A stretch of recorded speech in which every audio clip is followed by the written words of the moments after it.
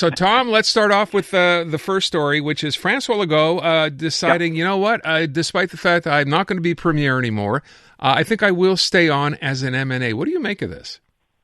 About 300,000. Let me explain. When you have been in politics for a number of years, every year you accumulate 2 months' salary when you leave. So if you're there for 6 years, you get a full 12 months, which is the maximum. But there's a rider, and it came when Emmanuel Dubourg left the National Assembly, cashed in his 1 year salary, and then immediately ran federally and won there.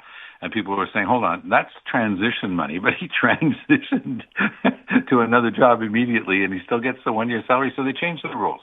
Now you have to finish the term. So Legault would be leaving, even though Legault is a wealthy man, he'd be leaving $300,000 on the table if he were to walk out. Now, by the way, he's going to be joining people like his former health minister, Christian Dubé, and others who have left cabinet or left caucus, but they're still hanging on as MNAs. So one, there's no by-elections in their seats. Two, they get their full cash in, their 1 year salary when they leave. And frankly, I don't begrudge it to him a bit. Oh, okay. He made it seem like, I think the statement I read was he owes it to his, to his constituents in L'Assomption. So yeah, and he owes $300 to himself. I mean, he's not going to come right out and say, and by the way, I'm not leaving $300,000 on the table. But when you know how much a by-election would cost for almost no reason, it makes total sense. Wouldn't it be nice though if he said, "Look, I'm going to take that $300,000 which I'm entitled to, and I'm going to donate it to so and so"? Wouldn't that be a nice thing to do for a guy who's already worth a lot? Maybe he's listening. Maybe I he'll hope do just so. that. Or call guaranteed. Canada ready to contribute to appropriate efforts to resume safe passage through the Strait of Hormuz. Is this a bit of I don't want to call it a flip-flop, but a bit of change from what we heard about a week ago? No. I think that the exact technical term is flip-flop because 48 hours ago, what's that guy's name? Mark Carney. Yeah, that guy. He was saying, no way in any event Canada's going to be involved in this fight. We weren't consulted on it. We're not going to help in any way, shape, or form. Oopsie.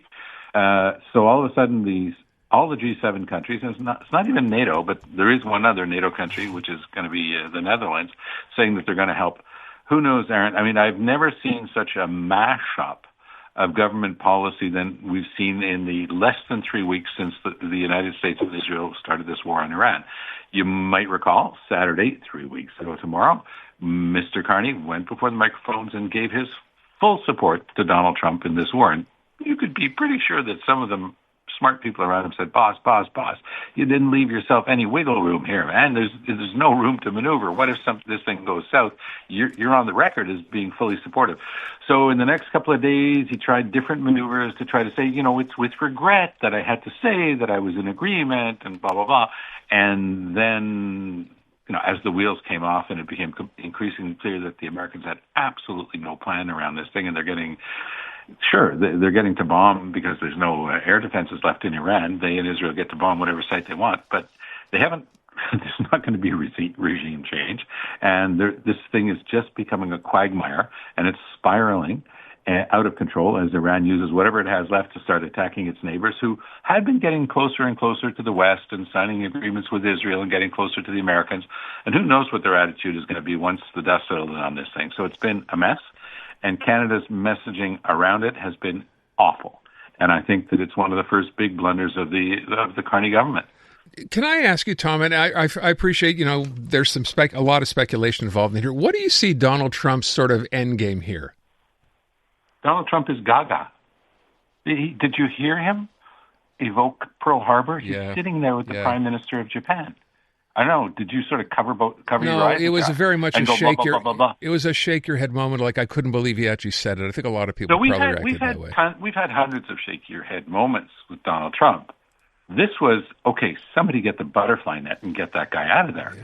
And it's unbelievable. But the more he talks about the war, the more you realize that he and his bird-brained, what does he call himself? He's not the defense secretary of war, Pete Hegseth, who had never, commanded more than 30 men at a time in his massive so-called military career. I mean, the two of them have no clue what they're doing. And so, Americans are rightly concerned because the same Donald Trump had sworn up and down to get elected a year and a half ago. He had said, no There's no chance I'm going to start this type of a misadventure again. So it's been a disaster. But what I'm asking, Tom, is as a way to get out, because obviously this can't go on forever, and at some point he will claim victory. How do you see that playing out? What's going to be his out? What's so funny, Aaron, is that we all agree that that's exactly the ploy that he's going to use, because he's a serial liar.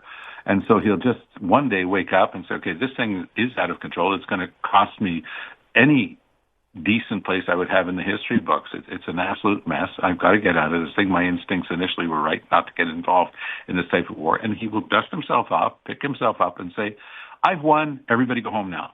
But the mines will still be in the Strait of Hormuz, and the world economy is still going to be completely shaken by what he wrought. And that's the problem, of course. He's always got an explanation. He's never going to admit that he's wrong. But in this case, I think it's turning out to be a real mess.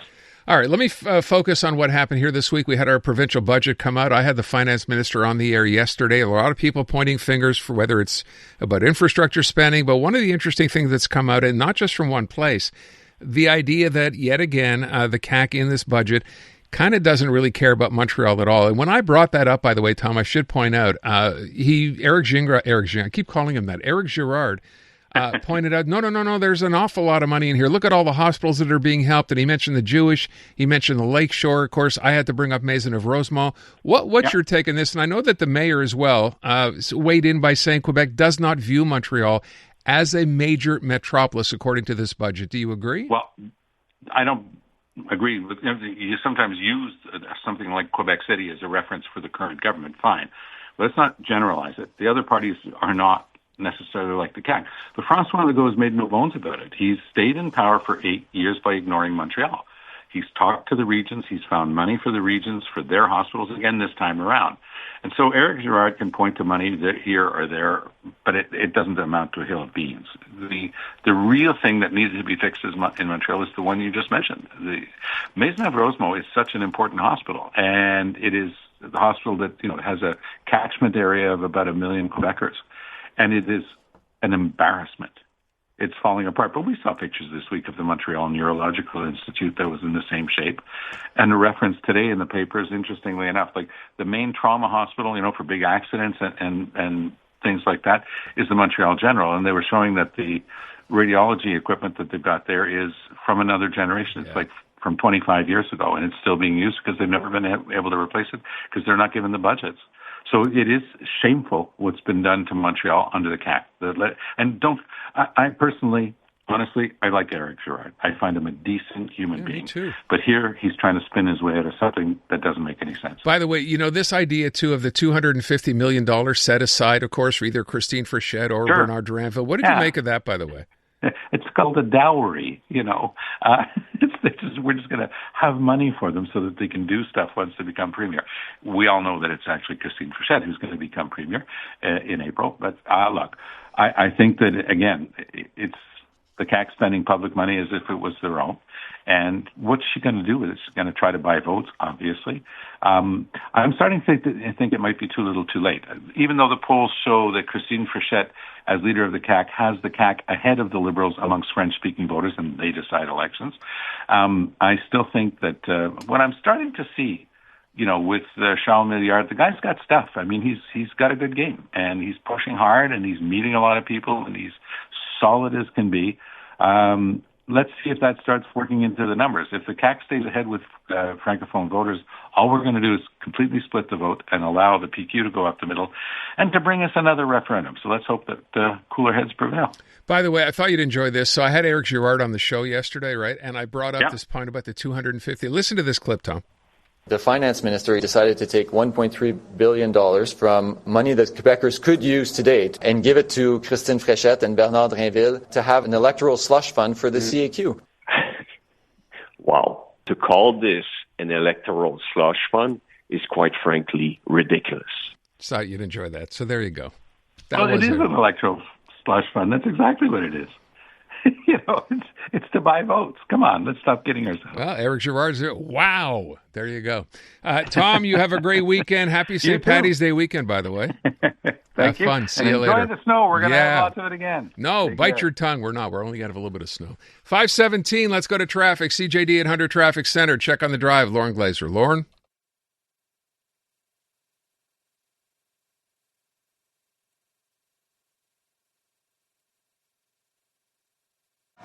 Introducing Bryan Adams Radio on iHeartRadio. Hosted by Bryan Adams himself. Join me for an insider look on a wild ride through 40 years of global rock and roll. Bryan Adams Radio. Now available on the free iHeartRadio app. Or ask your smart speaker to play Bryan Adams Radio on iHeartRadio. Who's ready to rock? Kids wanna rock.